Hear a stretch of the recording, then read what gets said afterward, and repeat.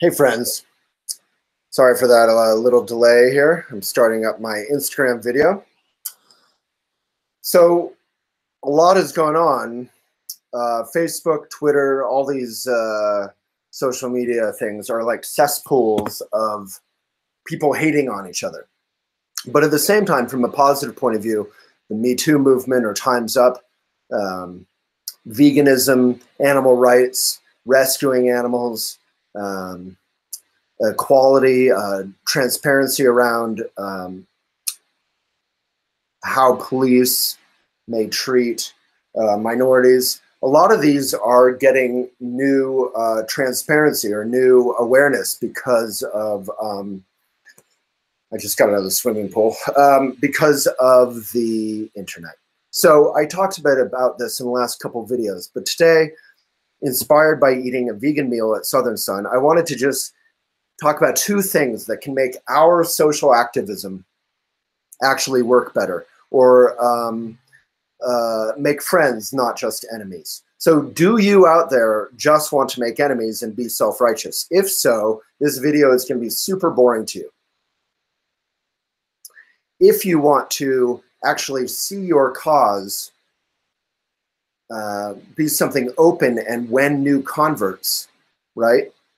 Not from the point of view of trying to convert people to a cult or a religion, but if you want to see your cause, whether it's rescuing animals or Me Too or racial equality or gender equality, whatever your fervent cause is, veganism, if you want to see it win friends and not just make enemies, then this video is for you. Went biked out, which is part of the reason I'm so hot and out of it. I'm still spaced out. I just biked out to really far to El Dorado Canyon pool. It's a spring-fed pool, and I swam there with some friends today. It's beautiful. It's amazing. It's this old, dilapidated, like 1950s style pool. And on the way back, we stopped at Southern Sun. We're in South Boulder. I'm never in South Boulder. And we went to this pub that I used to love called Southern Sun.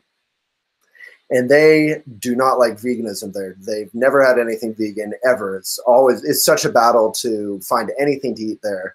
That I basically never go. But I went today because I love it, and I was in South Boulder. So I asked for, I didn't ask, I looked at the menu and I saw the word vegan. They had vegan cauliflower, like buffalo wings kind of style, spicy wings on the menu. And I was like, wow. I said to my waitress, we were having a fun thing around, which is part of what I want to talk about. Wow, I've never seen the word vegan on Mountain Sun or Southern Sun's menu before.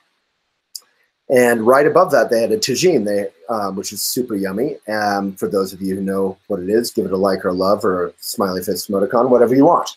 And so I got the tagine too. I got two things that were already vegan. So wasn't that nice for me? And first of all, here's how I approach being vegan in restaurants that don't care about being vegan. I don't come out and be accusatory. I don't come out and say, I'm vegan, what can I get? Which surprisingly, a lot of people do approach things that way. They're sort of offended to begin with. I say, hey, I'm vegan boy. What do you recommend? What do you think I could get? So I kind of start with making fun of myself a little bit. I'm one of these vegan people. I'm vegan boy. So just be a little self-deprecating. You can get, everyone's always so friendly when they don't feel like they're accused. And I think that can apply to whatever our cause is. And I was partially inspired to do this video because just like 5 or 10 minutes ago on this Buddhist community board on Facebook, where there's this whole unfolding controversy with a lot of emotion, understandably, a lot of anger, a lot of resentment, a lot of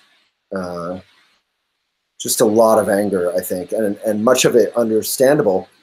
People are talking about Me Too and a Buddhist teacher, and some lady just came out and straight up said, hey, Waylon, have you ever been accused of sexual, or hey, they didn't even say, hey, Waylon, have you ever sexually assaulted anyone? And this is on a big group. Now, that's a great question, and I'm happy to answer that. Happy may not be the right word. I'm totally okay to answer that, and I did answer that, and no, oh, hell no is my answer. I was raised by a strong mom.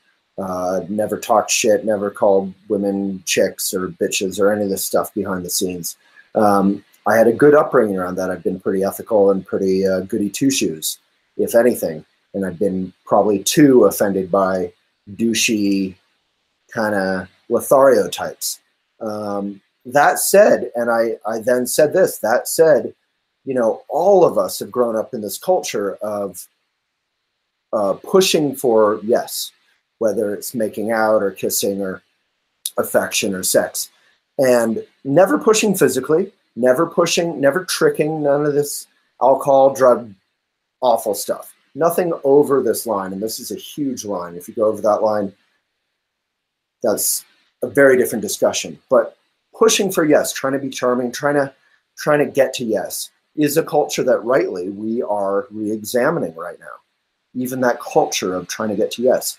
So there is this whole push and pull thing. How do you do that in a respectful way that honors consent? And I think it's fantastic that that is being re-examined. But I was inspired to do this video partially because the way she asked this question, understandably, there's a ton of emotion behind this right now, but it felt incredibly accusatory. So instead of looking for dialogue or asking a very valid, interesting, pointed question in a open way that would invite dialogue, not accusation, she just did it. And I understand it, you know, I'm a big white man, and right now big white men are not, are big white men popular right now? No, and you know, we deserve it, but at the same time, we are not we are individual me's, and not all of us are Harvey Weinstein, thank goodness. So, but all of us need to question our own behavior and look at the culture that we've been brought up in so that we can create a better generation. Hopefully we're on the same board of that. So number one, begin with listening. That's been my approach in a lot of this Me Too around the Buddhist community. I grew up in the Buddhist community, and Me Too is going through the Buddhist community right now. Is, you know, maybe I shouldn't talk all the time. Maybe I should listen. So number one, begin with listening and curiosity. And that's hard to talk about, ironically, but it's important to share that listening is at least half the battle. And then number two, if you can begin the dialogue, whether it's about veganism or race relations, privilege, hero complex, whatever the difficult discussion is, begin it in a way that prompts dialogue, not just defensiveness. Those are not, that's not advice coming just from a patriarchal white man. That's advice coming from the point of view of how do we advance what we believe in, and actually invite more people to defend good. And hopefully that's something we all want. All right. I hope that was helpful. It's tough and scary stuff to discuss, but I think we should encourage tough and scary conversations right now and not just sit back and judge and type mean comments on the internet. So if you have any comments or questions, I'm happy to answer any of them as long as they're vaguely constructive. I'm only seeing, of course, comments and questions on our Instagram. But yeah, a lot of it is just in tone. You know, do we come out like a knife, or do we come out like a conversation where listening and talking, sharing, comparing notes, asking with our children, there is no dumb question. So thank you. It seems like I'm not totally off based on the comments, but if I am, please feel free to say whatever you like. I'm here. I'm in no rush. I am going to go off and write our newsletter today. But thank you, Moonlit Shine World and Lady Harriet and the Ohm. I've checked out your account. It's quite cool. I hope it's the Ohm. All right. Thank you, everyone, and blessings. And may we be of benefit. May we create dialogue and listening and not just attack people online.